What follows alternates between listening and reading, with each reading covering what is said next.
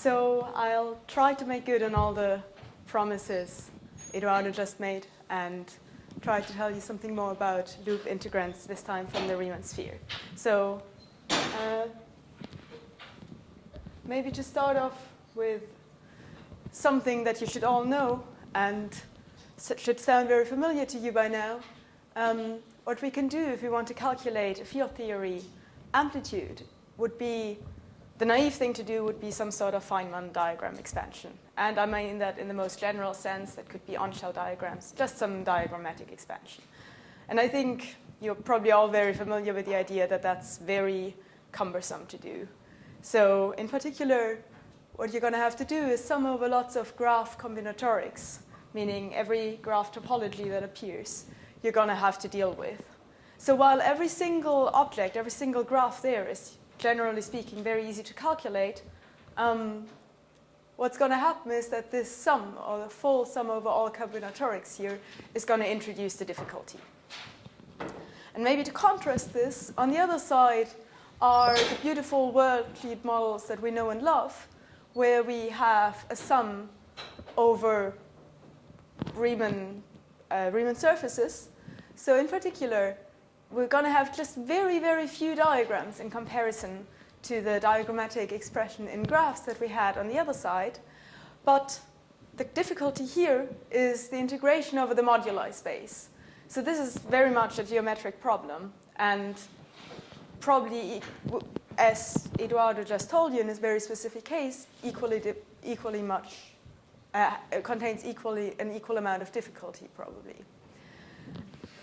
And what we've been hearing about for the last few days in Lionel's talk, in David's talk, and now with Eduardo, is a very different approach that's somewhere in the middle between the two. I've tried a bit to indicate this, which is the CHY formula, which come from some worldsheet model.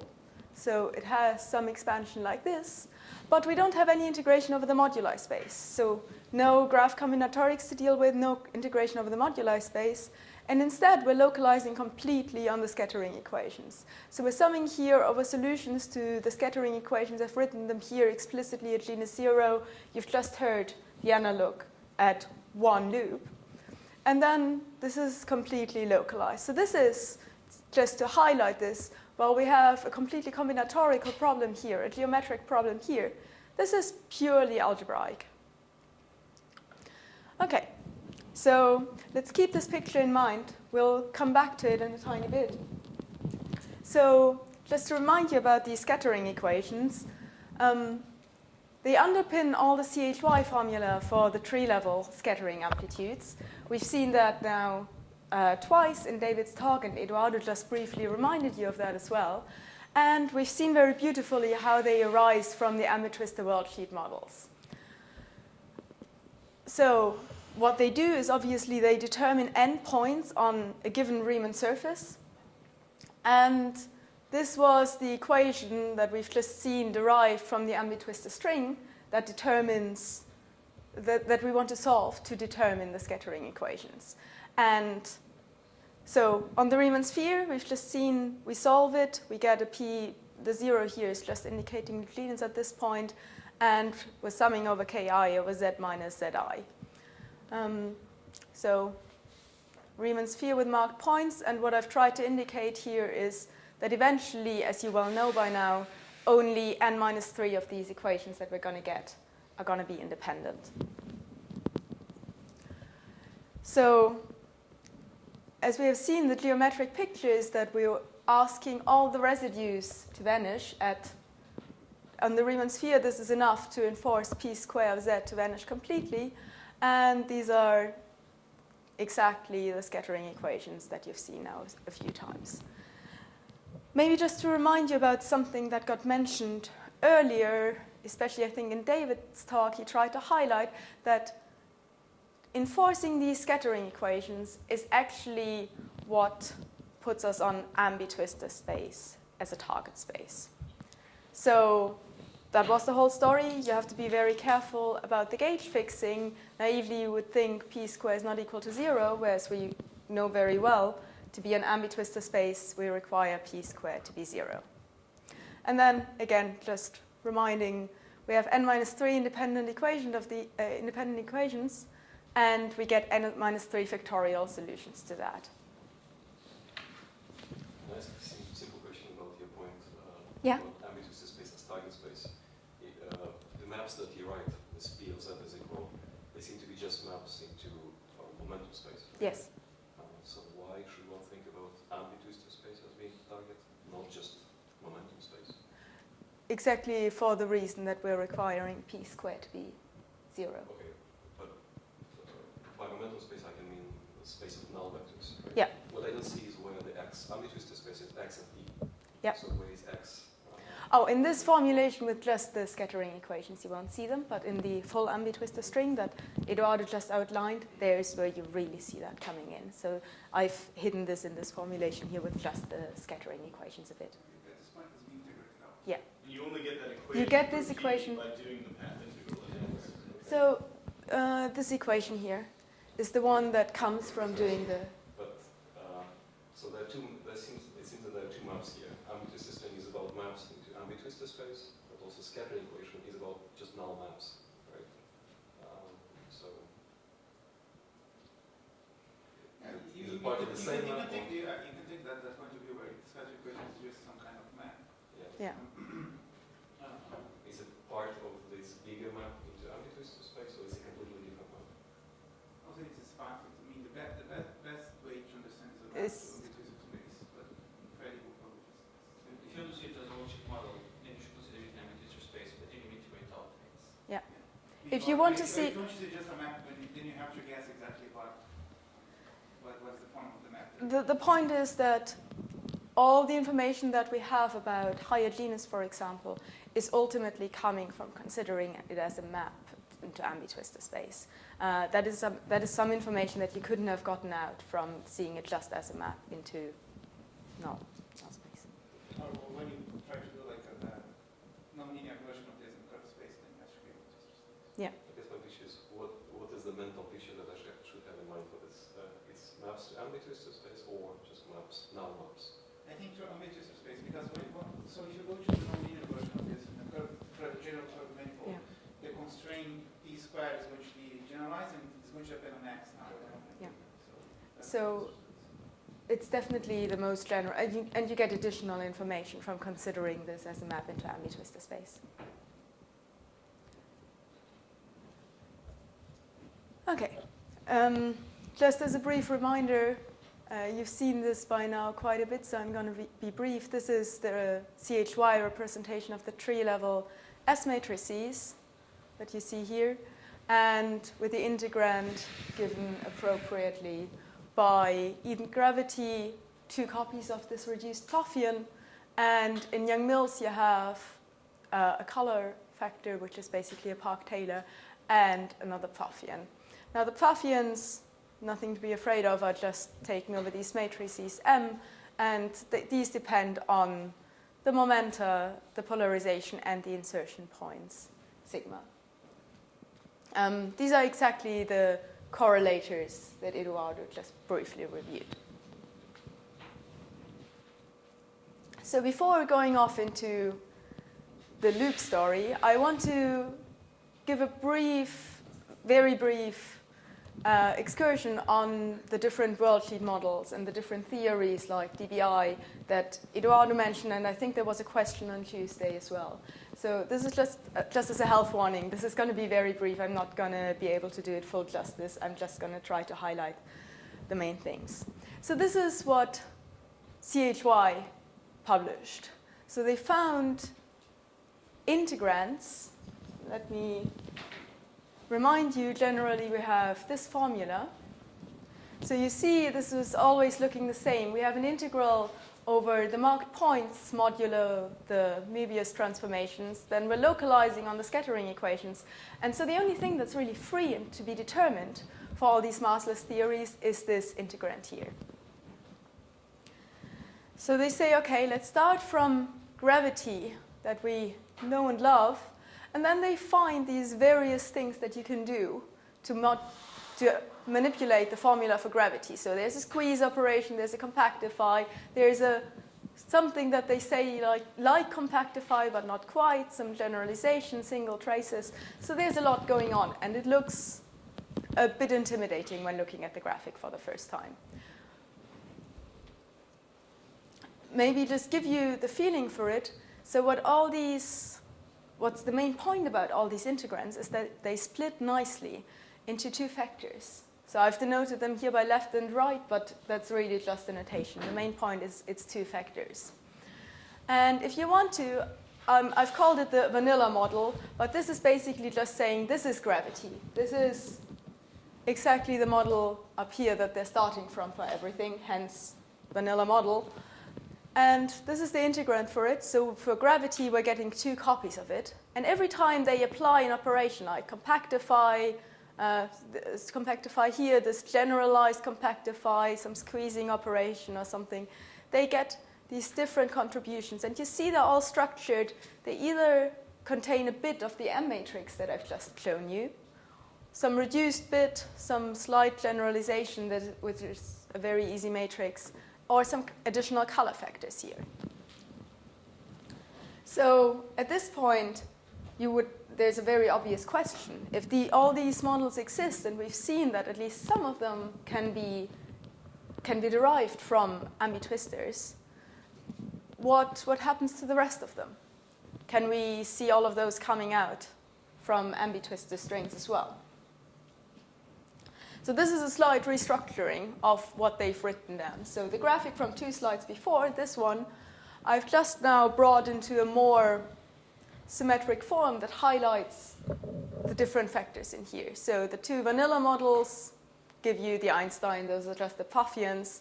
And you see that you get all sorts of different ones, BI, DBI, Einstein-Maxwell, Einstein-Young-Mills, with a scalar, some specific Galilean theory, the nonlinear sigma model here, and a biojoint scalar. So this is quite a huge group, huge family of massless theories that are here. Okay, so what we want to do is we want to formulate all of these as worldsheet theories. And hopefully I can convince you there's a correspondence between the operations, so they're squeezed, they're generalized, and they're compactify and everything, and different meta systems that we're going to add to the ambitwister string. And these meta fields will take them to naturally split into a left and a right part. So that's very natural in the sense that we want to replicate the table at this point. So very, very brief reminder, we know ambitwister space as the space of complex non-geodesics. We mod out by p square and by the Hamiltonian vector fields.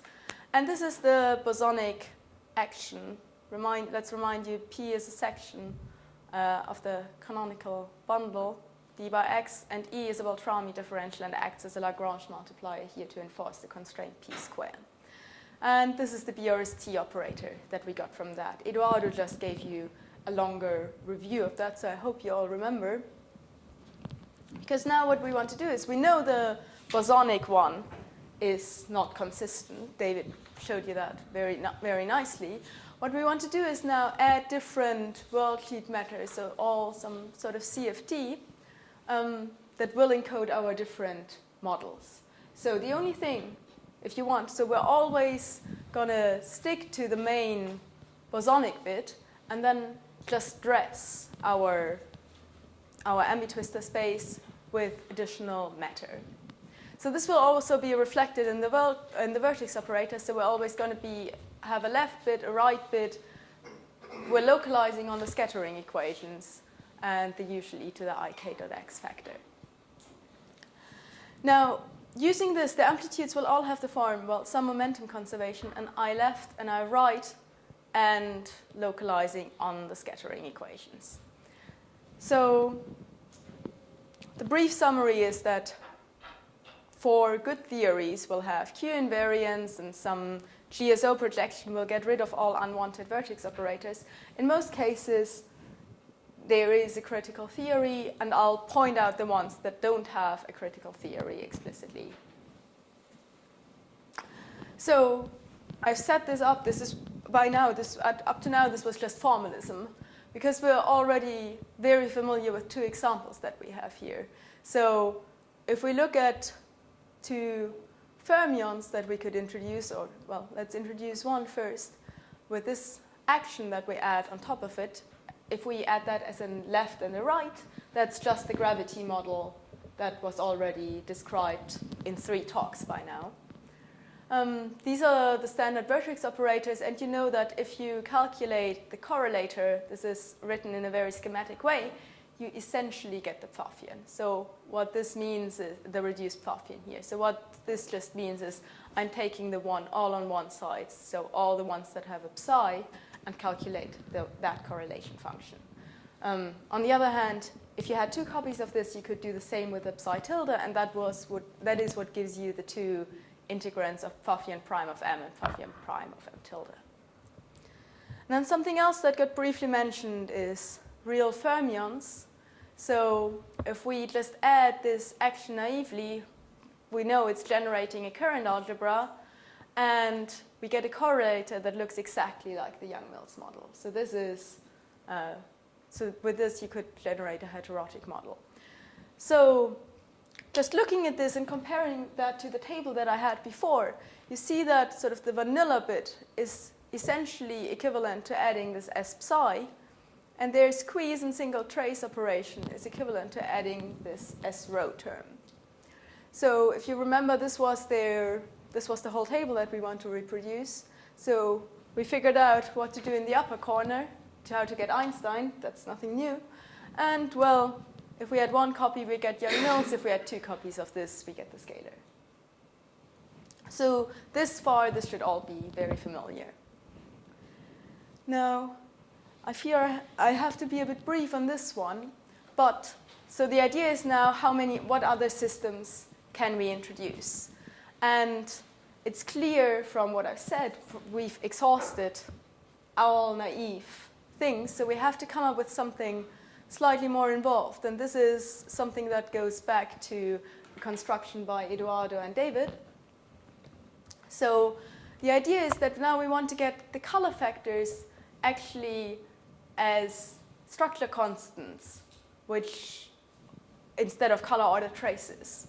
Now, naively, this might not seem like a big step at this stage, but the nice thing is that you can add this SCS, which is our new matter action, which has, you can see it has 2 fermions, rho tilde and rho, and 2 bosons, Q and Y. And basically what these doing is they cancel very nicely any loops that you would get.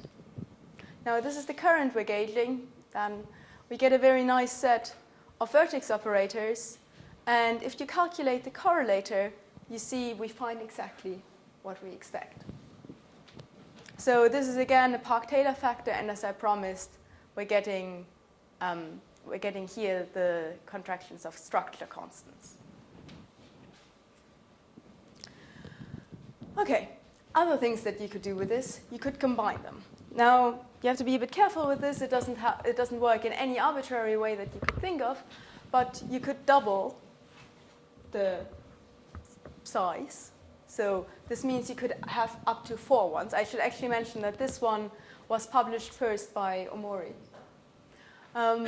Another thing is you could combine the psi and the rho system. Note that this strongly modifies the vertex operators that are allowed. So this is definitely a very, very different model.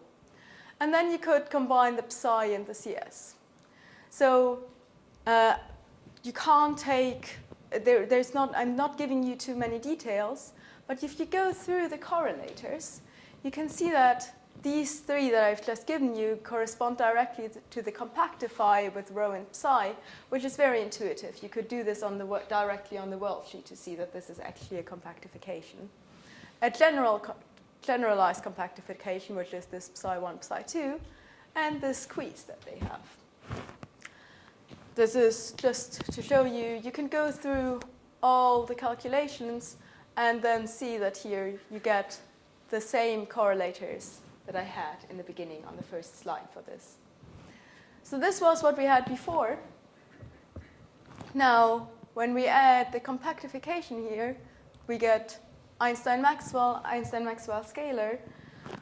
can add more. We get BI, Galileo, and DBI.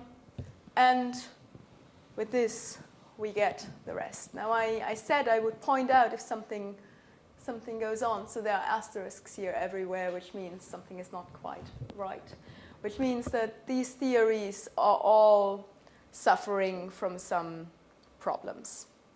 So for all these theories, there exist models.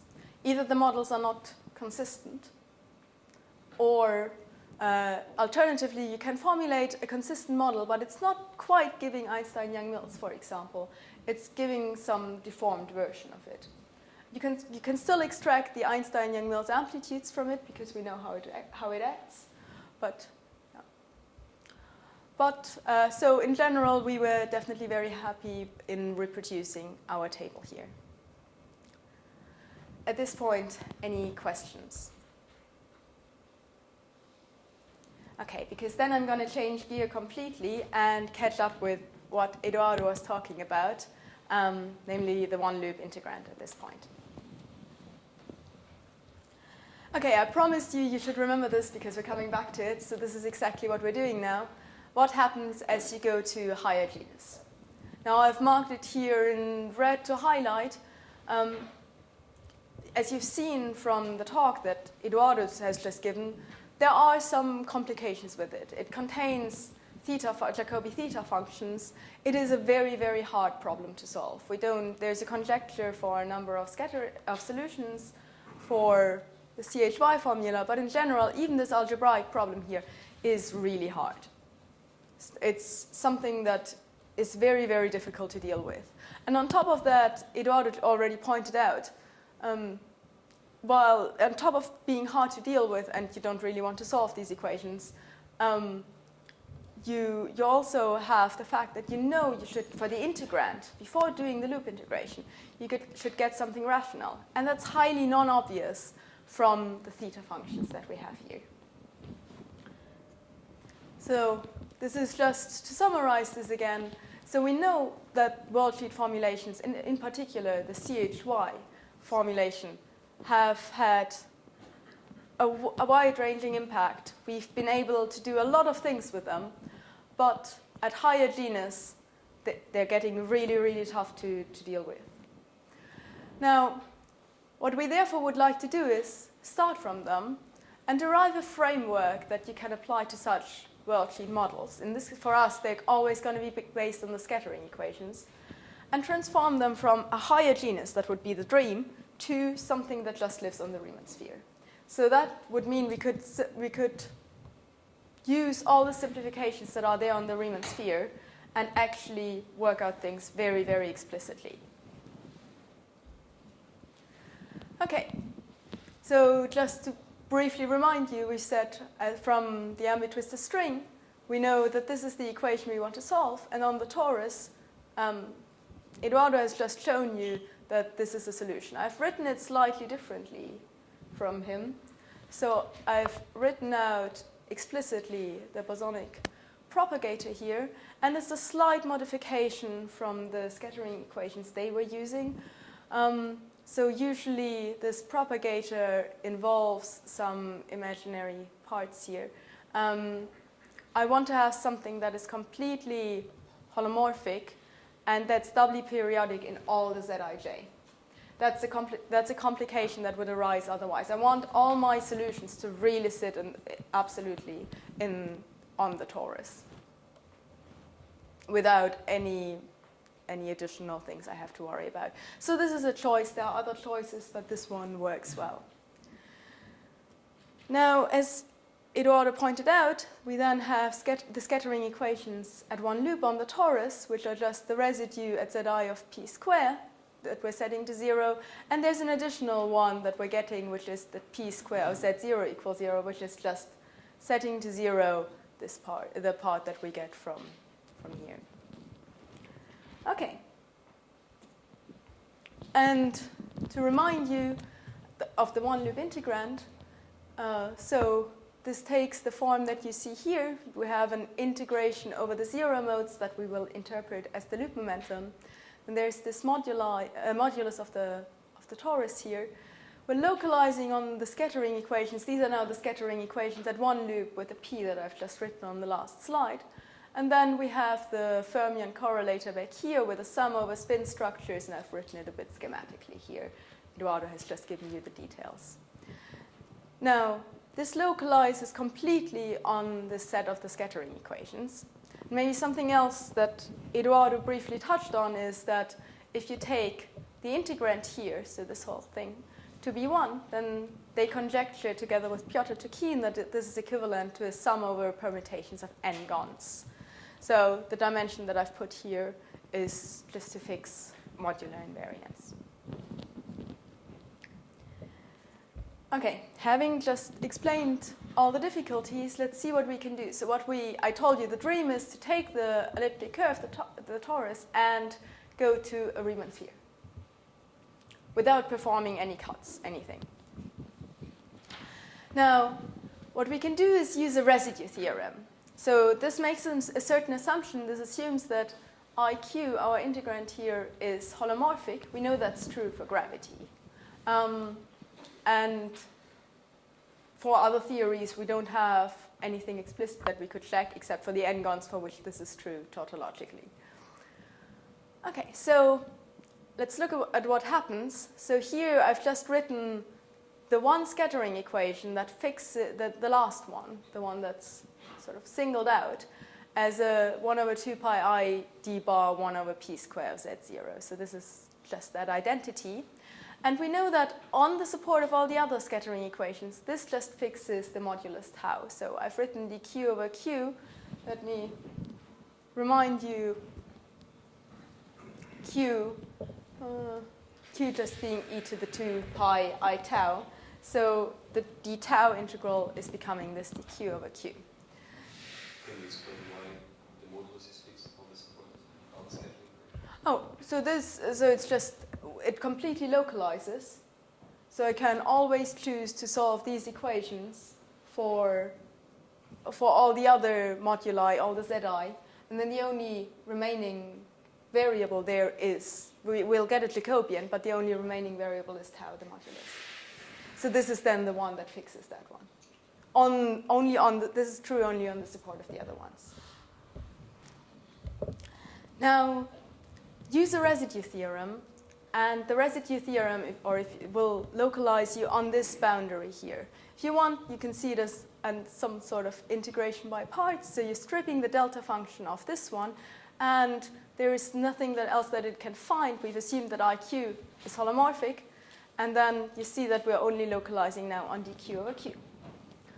But this one is just the delta function again. So we could actually evaluate this one explicitly. That is a very trivial step. So then what we're left with is we still have the integration over L. We have a 1 over p square of z0. All the other scattering equations are still intact. But everything is now to be evaluated on q equals 0. And that's a huge step. Because remember that what made this so difficult is that we had to deal on the torus here with theta functions, with all sorts of complications here. And q equals 0 is just going to take the very simplest limit and reduce us to something that very much looks like living on a sphere. Maybe just a short comment on this, because I emphasized before that that on the support of the scattering equations, we really have a map into ambitwistor space. Note that this moves us off that. So we've now localized on dq over q equals 0. So in particular, p square of z0 is not going to be 0 anymore, which is good. It's sitting here in the denominator, so we would be very upset. So this p square of z0 is still going to be a constant, and in fact, we'll see, or you can see just that on the support of these other scattering equations, this is always going to be L squared. Eduardo mentioned that already briefly. So you see that this is an honest off-shell deformation. Okay, maybe just to give a slightly different angle on this, you can see it as a contour argument. So keep in mind that I've just said on all the other scattering equations, the last one, the p square of z0 equals 0, just gives us just solves for the modulus tau. So now do a contour deformation and see that this is equivalent to the contour that goes here around, the red one. And then modular invariance just tells us that they cancel out bit by bit. So from the sides cancel out, these bits cancel out. So the only contribution we get is from tau equals I infinity, which directly corresponds to q equals 0.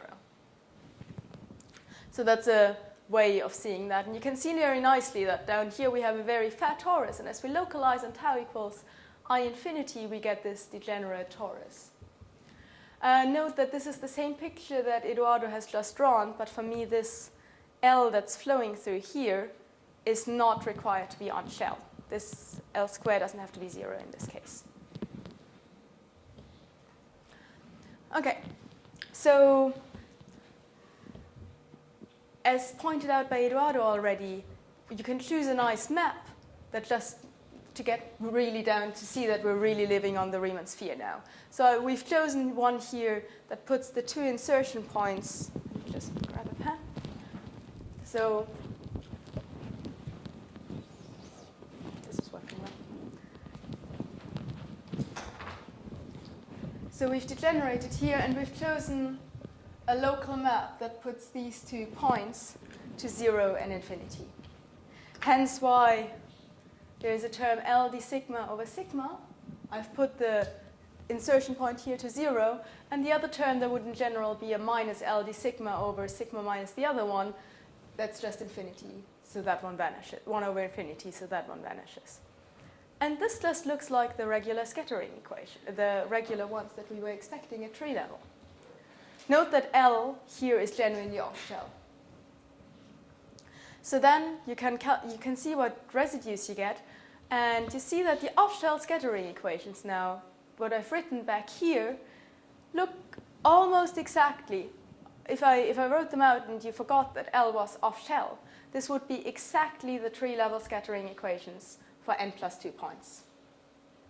So this is a huge simplification. Obviously, L is off-shell, but they still look exactly the same. They have the same difficulty. So this, at one loop, this has the difficulty of tree level n plus 2 point amplitude.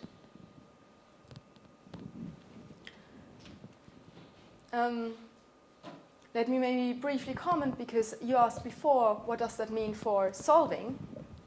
For solving them, do we know how many solutions there are? And in this case, yes. So the basic arguments that allow you to count solutions, Dolan and Goddard have a very nice way of seeing how the n minus 3 factorial come about, tell you that you can count for these as well.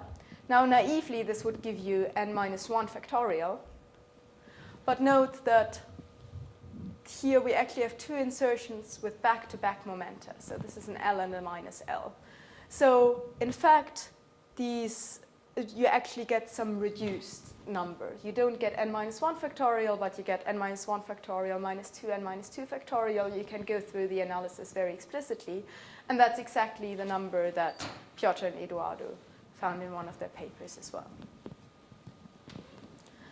So this is something you can solve directly. This is just to remind you what we're dealing with, but that means now go down to the nodal Riemann sphere and look at the formula again. And I've already told you this was the 1 over p square of z0. This is now 1 over L square.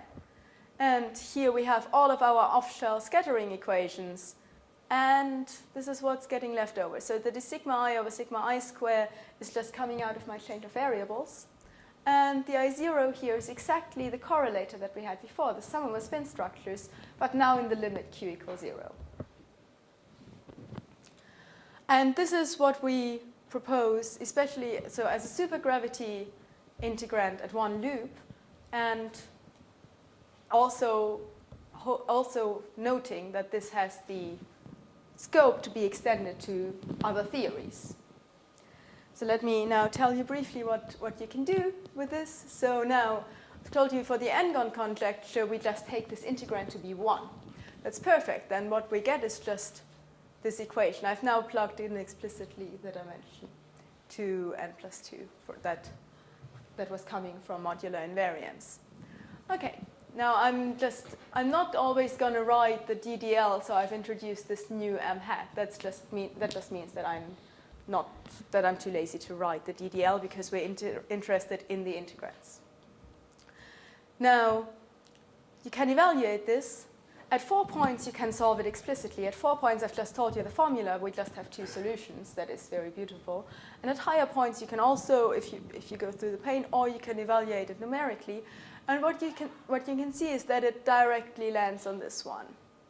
Now, that's sort of a first step towards the answer of the counting that Svi asked about. So here you see that the counting is not completely obvious. So we have a 1 over L square, and then we just get L dot k's here. We would expect actual full L plus k squares. Now, this is nevertheless identical to the sum over boxes, and you just have to use partial fraction identities and some shifts in the loop momenta. So by shifts in the loop momenta, we just mean shifts by partial sum over the momenta, never anything else. And then you can, manipulating this or starting from the other end if you want, you can see that this is directly equivalent to a sum over permutations of n-gons.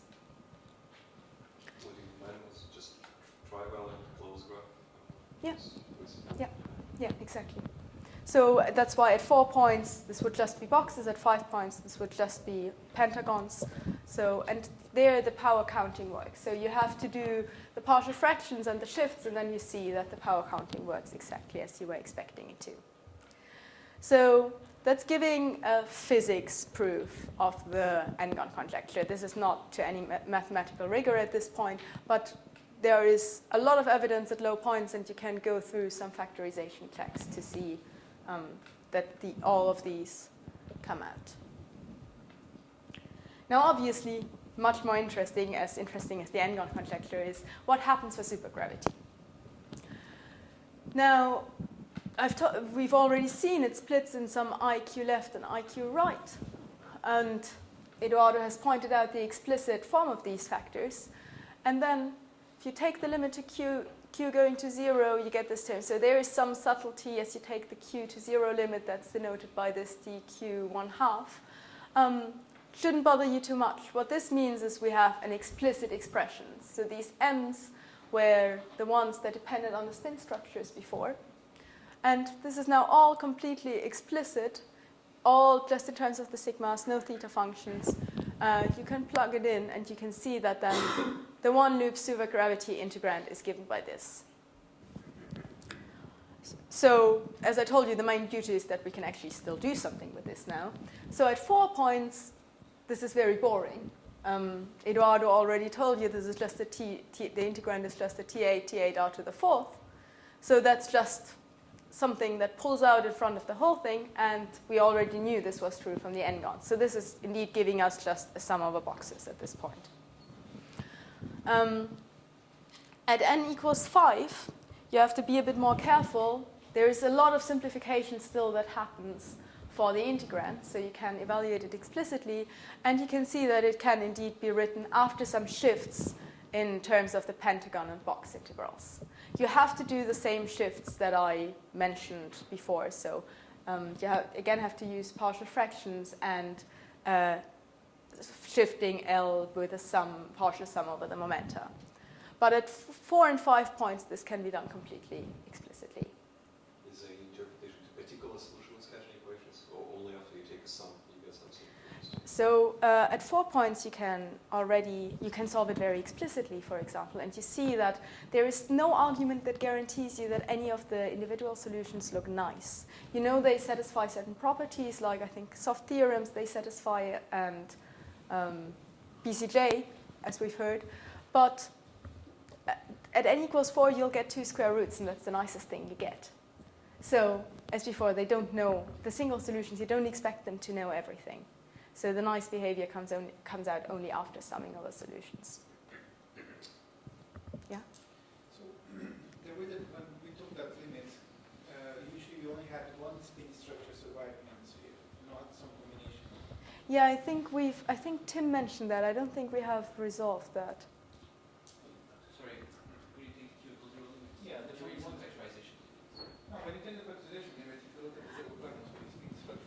But you There's still, only one survives when you watch this. but you still have put L squared to 0 for you. So there are four spin structures. Yeah. Yeah, the Torus. Yeah. So two of them, so they become the same in pairs, but there's still two of them surviving. It'll be And- But the zero terms for them are the same, so the zero terms for them on the sphere are the same. But no, they're not. Then There's one spin structure on this. there's one sphere There's structure. only one. So first of all, this you see, it's not just the spin structures. You have these partition functions. Yeah. And you have to take the Q equals 0 limit of this. Of That's the one partition reason why functions. you have this We derivative. can take the problem.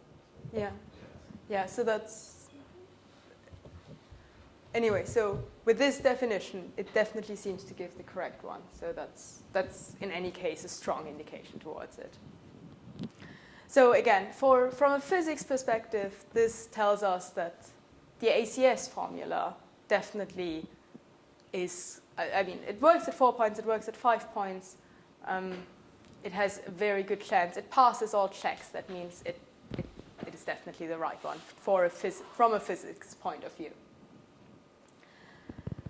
Okay, so what I've told you up to now were theories where it was explicitly known what the one-loop integrand was on the torus.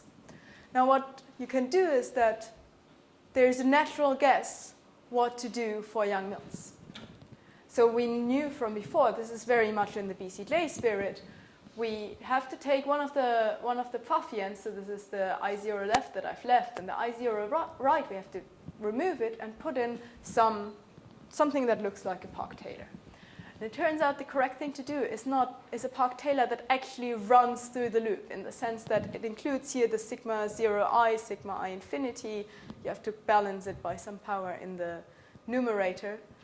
And note that now I have a d sigma I over sigma I. This is just to make sure I have the correct weight. So the sigma 1 over sigma, the sigma I over sigma I, the 1 over sigma i's go with the IL0 here. So if I remove one of them, I also have to remove one of the sigma i's. Then this has now the correct weight again. And you can check this explicitly. And again, it just works at 4 and 5 points. So that tells us something very important. This tells us that we don't necessarily have to have a good idea of what it looks like on the torus. There's actually a good chance we can guess some of these directly in this formalism. So there's an obvious guess as well. It's very much in line with what I told you about the different Worldsheet models before for the bi-adjoint scalar one. Now,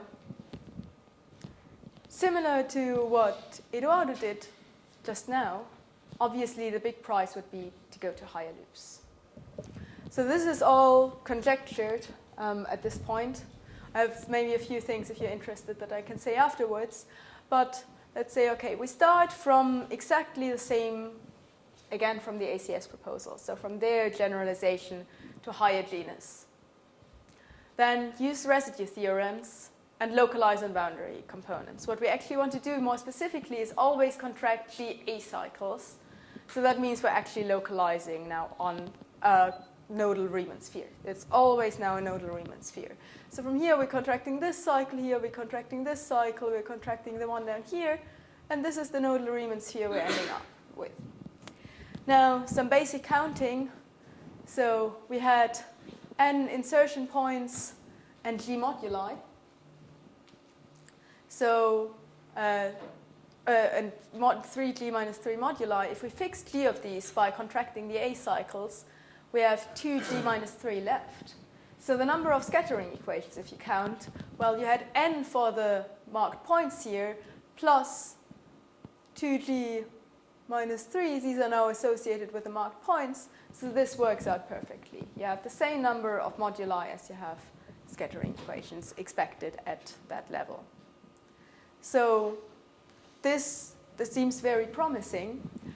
And from the proposal that Eduardo just wrote down, you can directly write down the one form P. So we're expanding it again in these global holomorphic one forms. Note that obviously Well, the sphere doesn't have any of these. This is a nodal sphere, so these just have poles at the marked points each.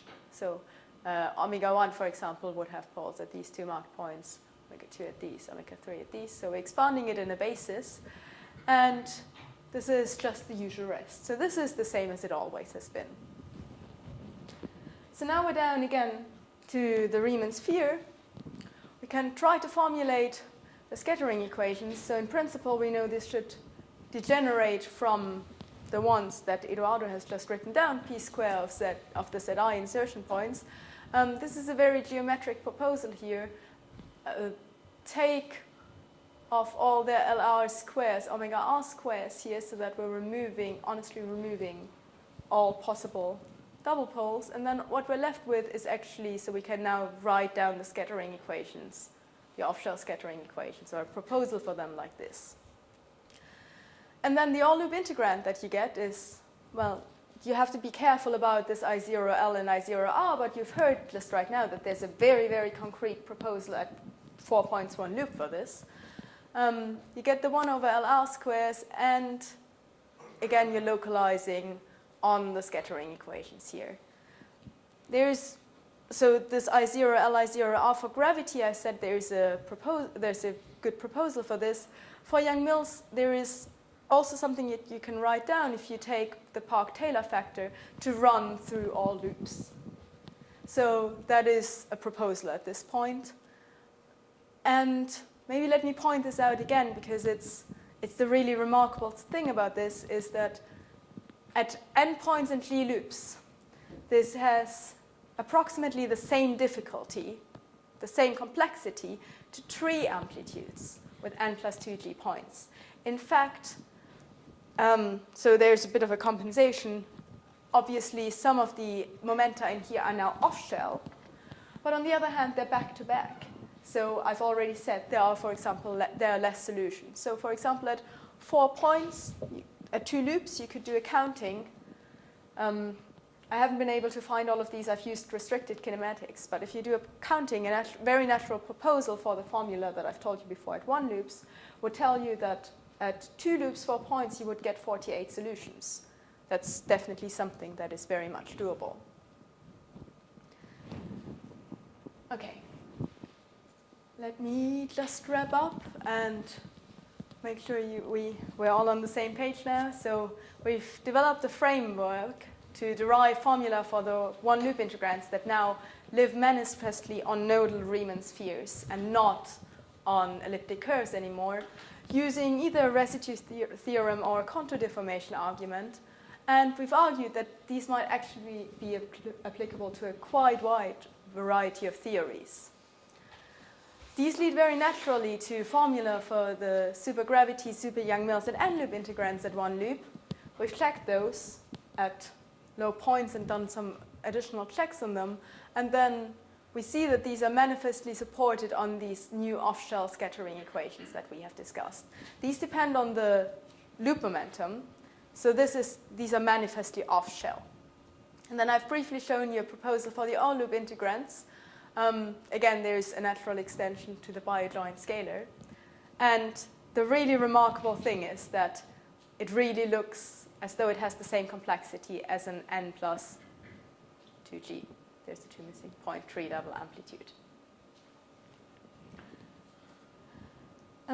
Maybe just as a brief outlook, obviously in the light of the first bit of the talk, it would be interesting to see what you can do for the other massless theories that I've mentioned. So while there's certainly no loop extension for those, no formula on the torus known for those, we've seen that that is not necessarily something that has to stop us if we make intelligent guesses. Now, I think we're going to hear something about a 4D-specific version of the ambitwistor string from Arthur just after the coffee break. So I'm saying it's more twistorial because that's where the word ambitwister is coming from. It uses spino-helicity formalism. It would be very interesting to see how this formalism translates to that model. I think we all expect that there is something there, but it's certainly not obvious. Then obviously, the big goal behind this, two big goals would be to get a Worldsheet description, or some sort of Worldsheet description, or some sort of direct derivation for the integrands, so that you don't have to go through a calculation on actually the torus to go down, to look, or on a higher genus one, to go down again to a nodal Riemann sphere. That would obviously be huge. So currently it's a derivation from the ACS formula and or guessing, and this would be a huge step forwards. And then the second thing is obviously the all-loop conjecture. That's the other big goal. I've already mentioned that the best case to check this is the two-loop formula that Eduardo and Tim have, and see how that goes through in their framework. And then factorization, number of solutions, maybe eventually a proof. So those are the big goals. Thank you very much. Thank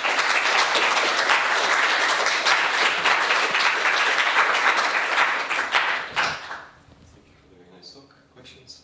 Yes? When you're talking about the Superman field theory, do you know that at two loop you have the single trace, double trace, etc. But if you just insert in the pattern, So the proposal, as I've written it down, is only for the leading trace. For sub-leading traces, you're absolutely right. You'd have to be more careful and have to be more careful with what you pick for the other factor. I see. So that definitely only holds for that.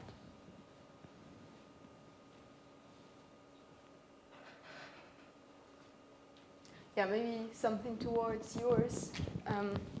What Eduardo already mentioned. I'm not sure how much more I have to say to it, but in this framework you can see explicitly I've said we're always contracting A cycles.